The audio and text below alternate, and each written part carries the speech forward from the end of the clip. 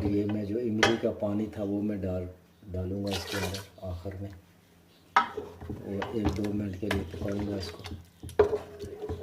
पका के फिर मैं इसको उतार दूँगा। जी जी, ये मैं अभी दाल का तड़का बना रहा हूँ जी। ये तकरीबन आधा ये डालूँगा सालन वाला चम्मच, और आयल ये आधा सालन वाला चम्मच जो है ना, ये आधा आयल का है। और ये लहसुन और अदरक का पेस्ट है, ये इसके अंदर जाएगा इसके तूनी के लिए।